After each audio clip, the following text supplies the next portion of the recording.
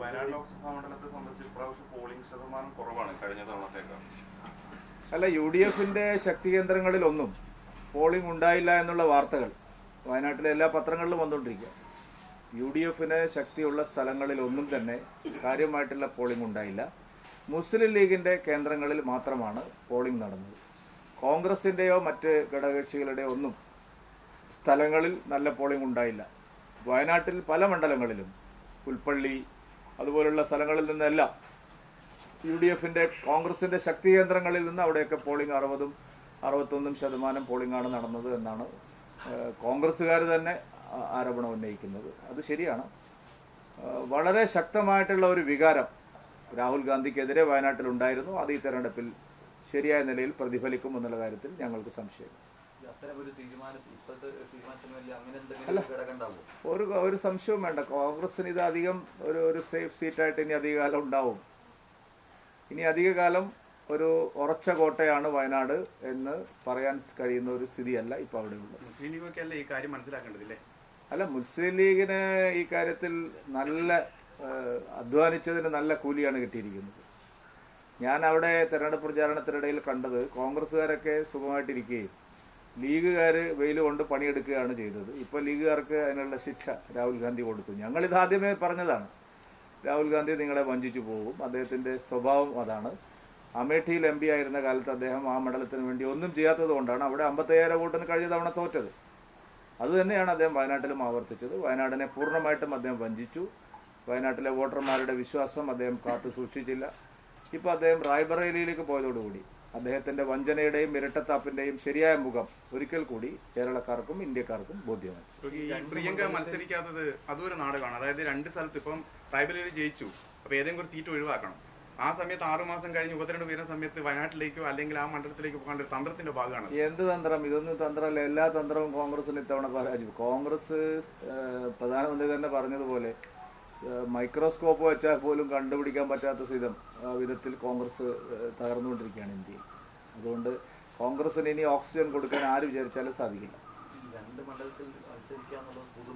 ആരും പറഞ്ഞില്ലല്ലോ. 2 മണ്ഡലത്തിലല്ല 5 മണ്ഡലത്തിലാണ് അദ്ദേഹം മത്സരിച്ചോട്ടെ. പക്ഷെ അദ്ദേഹം വ്യക്തമാക്കണമല്ലോ ജനങ്ങളോട്. 2 മണ്ഡലത്തിൽ മത്സരിച്ചവരെല്ലാം അത് ആദ്യം ജനങ്ങളോട് പറഞ്ഞുകൊണ്ടാണ് മത്സരിച്ചത്. വയനാട് തെരഞ്ഞെടുപ്പ് കഴിയുന്നത് വരെ അക്കാര്യത്തിലൊരു അവ്യക്തത നിലനിർത്തി ആളുകളെ കബളിപ്പിക്കുന്ന ഒരു സമീപനമാണ് അദ്ദേഹം സ്വീകരിച്ചത്. അതാണ് പ്രശ്നം. 2 മണ്ഡലത്തിൽ മത്സരിക്കുന്നതിനല്ല തടസ്സം. 2 മണ്ഡലത്തിൽ മത്സരിക്കുന്നത് ആർജവത്തോടുകൂടി പറയണം. കോൺഗ്രസ് ഉത്തർപ്രദേശിലെ എല്ലാ സീറ്റുകളും വയനാട് തെരഞ്ഞെടുപ്പിന് മുമ്പ് പ്രഖ്യാപിച്ചിട്ടും 2 സീറ്റുകൾ മാത്രം വയനാട് തെരഞ്ഞെടുപ്പ് കഴിയുന്നത് വരെ, കേരള തെരഞ്ഞെടുപ്പ് കഴിയുന്നവരെ മാറ്റിവെച്ചതിലുള്ള കള്ളത്തരമാണ്. അല്ലാതെ അത് 2 സീറ്റിൽ മത്സരിച്ചുകൊണ്ട് എന്തെങ്കിലും അത്ഭുതം സംഭവിക്കും എന്നുള്ള ഒരു പ്രശ്നത്തിലല്ല. മറ്റൊരു കാര്യം, കഴിഞ്ഞ ദിവസം CPM സെക്രട്ടേറിയറ്റ് കഴിഞ്ഞ് EP ജയരാജൻ പുറത്തേക്ക് ഇറങ്ങി വരുമ്പോൾ സുധാകരൻ പറഞ്ഞത് സെഞ്ചുറി അടിച്ച ഒരു കളിക്കാരൻ വരുന്നത് പോലെയാണ്. കാരണം അങ്ങോട്ട് പോയതിനെക്കാട്ടും വലിയ ഊർജ്ജസ്വലനായി വന്നു. ശോഭാ സുരേന്ദ്രനെ ബന്ധപ്പെട്ട് ഒരു ചർച്ചയും നടത്തില്ലെന്ന് പറഞ്ഞു. പക്ഷേ താങ്കൾ പറഞ്ഞു ഒന്നിലേറെ തവണ അദ്ദേഹമായിട്ട് പലതരത്തിലും ചർച്ച. എന്താണ് യഥാർത്ഥ സംഭവിച്ചത്? ആ കാര്യത്തിൽ ഇന്ന് ഞാൻ ഈ ഒരു രാഹുൽ ഗാന്ധിയുടെ കാര്യം മാത്രമേ പ്രതികരിക്കാൻ ഉദ്ദേശിച്ചു. ഈ തെരഞ്ഞെടുപ്പിന്റെ പശ്ചാത്തലത്തിലെ പ്രധാനമന്ത്രി നരേന്ദ്രമോദി നടത്തുന്ന പല പരാമർശങ്ങളും മുസ്ലിം ന്യൂനപക്ഷ വിരുദ്ധമാണെന്ന രീതിയിൽ പ്രചാരണ ഒരു ഭാഗത്ത് ഇന്ത്യ മുന്നണി നേതാക്കൾ ഉൾപ്പെടെ നടത്തുന്നുണ്ട്. അല്ല, ഇന്ത്യ മുന്നണിക്ക് ഇനി അത് മാത്രമേ ഉള്ളൂന്ന്. ഇന്ത്യ മുന്നണിക്കാർക്ക് ഇനി വർഗീയത അല്ലാതെ വേറെ ഒന്നും പറയാനില്ല. പ്രധാനമന്ത്രി എന്താണ് പറഞ്ഞത്? ഇന്ത്യൻ ഭരണഘടനയിൽ മതത്തിന്റെ അടിസ്ഥാനത്തിൽ സംവരണമില്ല.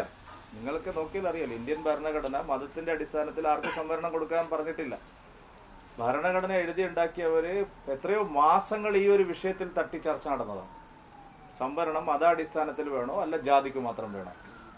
6-7 മാസം ഇതിന്റെ പേരിൽ മാത്രം തട്ടി ഭരണഘടന എഴുതിയുണ്ടാക്കിയ ഇന്ത്യയെക്കുറിച്ച് പ്രഗത്ഭരായിട്ടുള്ള ആൾക്കാർ എൻ്റെ പേരിൽ വലിയ ചർച്ചകൾ നടന്നതാണ്. അതിലെല്ലാം അവസാനം തീരുമാനിച്ചത്, പല ചർച്ചകൾക്ക് ശേഷം ബാബാ സാഹേബ് അംബേദ്കർ ഉൾപ്പെടെ എല്ലാവരും ഐകകണ്ഠേന തീരുമാനിച്ചത് മതത്തിന്റെ അടിസ്ഥാനത്തിൽ സംവരണമില്ല.